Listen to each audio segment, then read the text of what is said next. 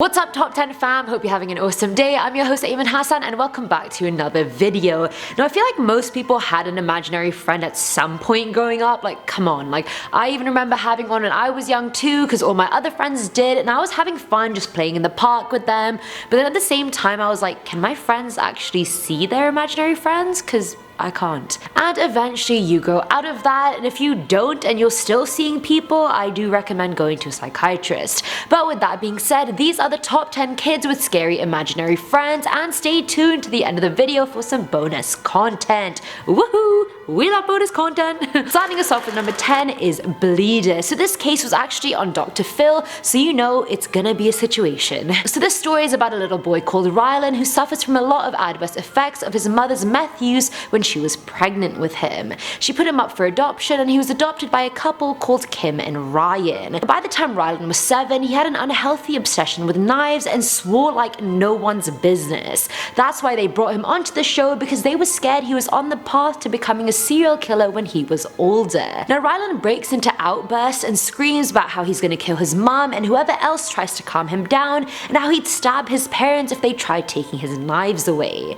Turns out a lot of these happenings were because of Rylan's imaginary friend, a robot called Bleeder. How nice. Now Bleeder is the one that told him to cut off his fingertips with a razor blade at age 6. Bleeder was the one that kept telling him to kill his family, and he was also the one that would tell him to hold his breath till he passed out when he was 2 years old. So safe to say there are some very dangerous and bad imaginary friends out there. Bleeder being one of them. Coming in at number 9 is Laughing Jack. So Laughing Jack is actually a bit of an urban legend involving a creepy clown called Jack. He appears to kids as an imaginary friend, gains their trust, and then turns on them by cutting them open, ripping out their organs, and filling their bodies with candy because why not? So this case happened back in 2015 to a 12-year-old girl from Indiana. The young girl set her house on fire and then stabbed her stepmom to death. When the police questioned her, she said Laughing Jack had told her to kill her stepmom, and then she was quickly taken to a medical center. There she was told she had PTSD and mild dissociative identity disorder, but no institution wanted to house her. She ended up being admitted to a state mental institution and was found unfit to stand trial. I see how Laughing Jack told her to murder her stepmom, but what about the arson?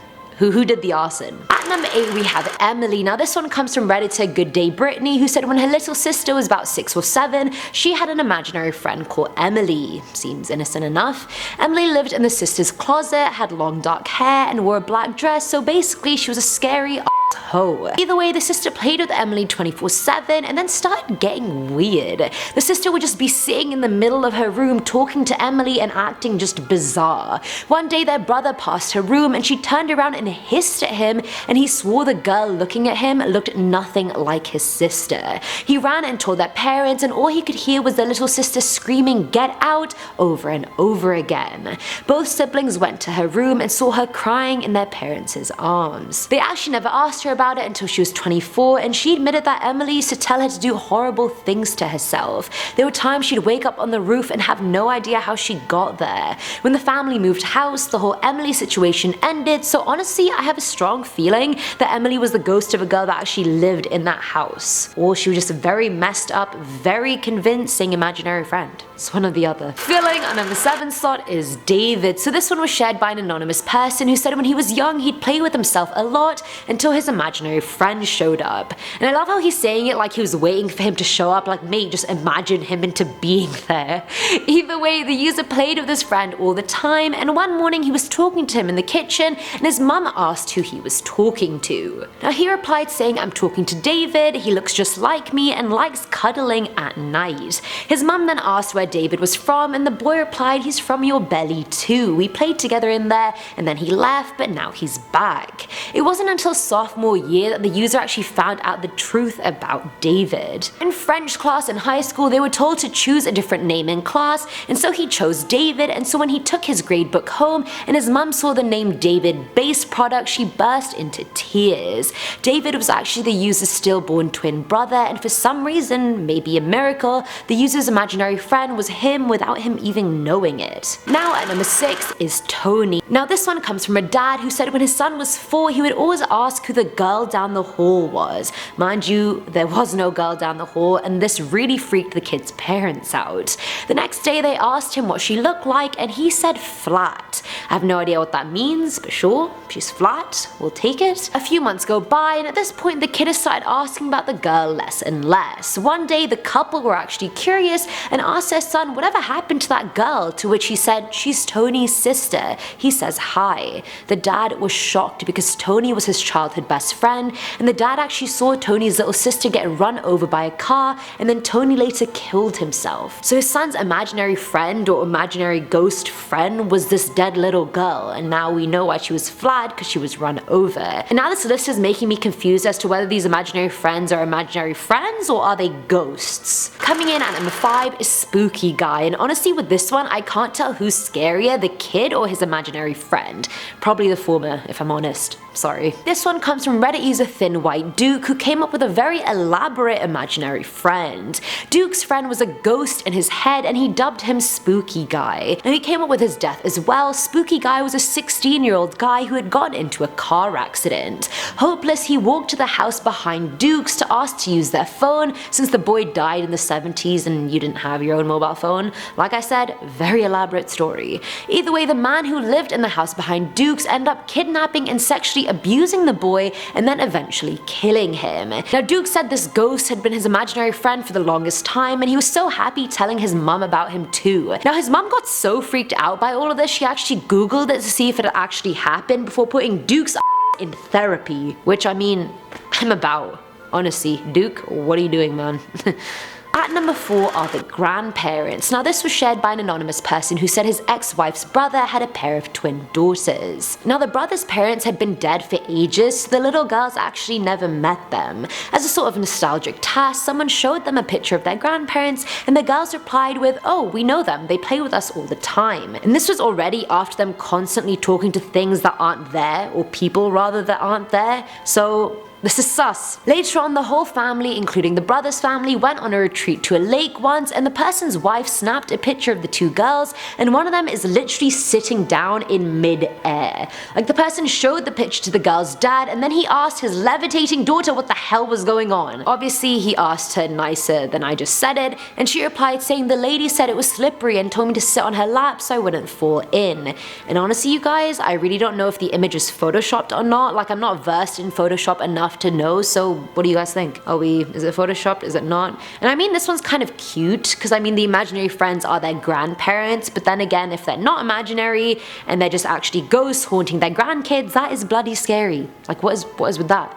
Go into the light already. Filling our number 3 slot is Ben. Now this one comes from Redditor Omega Weapon, who said when he was about 4 years old, he used to hear voices. They'd say things like, "Is he asleep yet? No, he's just pretending," and so forth. The user would hear their footsteps and laughter, and he just assumed they were bad dreams or just evil imaginary friends. The user used to call them the bad boys in the kitchen, and fast forward 35 years, the user is now 39 and has his own 6-year-old son. One day his son told him his imaginary friend Ben told him that he used to make the dad poop his pants as a kid.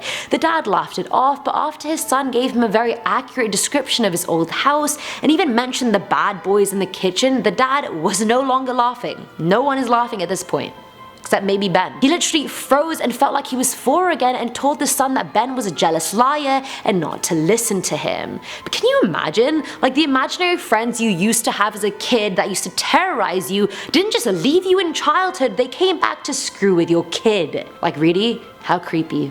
Am I the only one? Now at number 2 is Anna. So this one comes from Lynn Gallagher's book Psychic Kids, which talks about unexplained incidents with kids, and boy, there are a lot. Now this story tackles the couple Lorenda and Ben and their 6-year-old daughter Anna. Now the family had just moved into an old Victorian era house, and a few months in, Anna started mentioning a girl called Jess. Anna said there was a dollhouse in the house that Jess didn't want her to play with, and so she listened, but then things slowly started getting worse. She would stop letting the family dog into her room because Jess was scared of it, which Lorenda found very odd. She spoke to Ben about it, who brushed it off, saying imaginary friends are just part of growing up, and I mean, yeah, you're not wrong, Ben. It is part of growing up, but not like this. Months went by and Anna's complaints about Jess grew, but Lorenda was more chilled out about it. She was like, whatevs, doesn't even matter. Until one night, things went to shit. There was a storm and so the lights went out in their house, very horror movie-esque, I know. Either way, Lorenda went into the living room with candles because Anna was asleep on the couch. She walked in to find a little girl sitting on the floor next to Anna singing a lullaby and stroking her hair. Now Lorenda screamed her lungs out and their dog started barking at the girl on the carpet as well. That's when the girl realized she had been seen and ran to the door, let out the most blood-curdling scream and then vanished. But not before leaving a pool of blood on the floor. And I'm like, hold up, Anna, was this an imaginary friend or was it a ghost? Like, now what are we working with here, buddy? Like, what is going on? And finally, at number 1 is January Schofield, and this one blew my mind, you guys. So by the time January was 4 years old, she had so many imaginary friends that her parents had lost count. But they weren't even the cute kind that she played dolls with, they were the bad kind that told her to hurt the family dog and her baby brother. She was so under the spell of her friends that she was adamant on hurting her baby brother, so much so that her dad would have to hold her down and she would proceed to bite him wherever she could. Now at school, she would throw herself at doors and windows, and these angry fits would only last a few minutes, but they would terrify everyone involved. No one understood what she was doing. No one understood she was a prodigy. She could speak grammatically correctly before she was 2 years old, and by the time she was 4, she had the mental age of an 11-year-old. But even then, she had no real friends. She'd only hang out with her imaginary friends, which included animals as well. She wouldn't even let her parents call her January, and at 6 years old, she actually tried to take her own life. She tried throwing herself out of a window and choking herself with her own sleeves. Realizing things were very, very wrong, her parents took her to countless psychiatrists, and it was finally found out that January didn't have any imaginary friends. She had child-onset schizophrenia and was one of the youngest people to ever be diagnosed, so she was genuinely seeing and hearing people that weren't there, but in her reality, they were there. And that's it for today's video, guys. I feel like my experience with imaginary friends was not as brutal as this list. Like, I feel like mine was very innocent. I probably played with them once or twice. Let me know your experiences in the comments below, and as always, I'm your host Ayman Hassan, and I'll catch you in the next one. Bye! Now, he appears to kids as an imaginary friend that he appears to friends as okay. Here we go. Okay, sorry, I haven't played it. So this one comes from Lynn Gap. When the police stop smiling.